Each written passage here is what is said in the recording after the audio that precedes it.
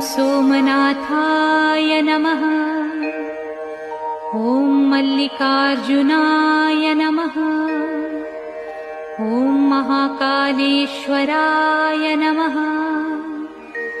ॐ ओंकारेश्वराय नमः। ॐ वैद्यनाथाय नमः। ॐ भीमशंकराय नमः। ॐ रामेश्वराय नमः। ॐ नागेश्वराय नमः। ॐ विश्वेश्वराय नमः।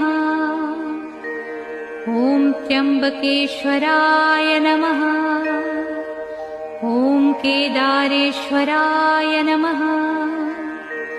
ॐ भुस्मेश्वराय नमः।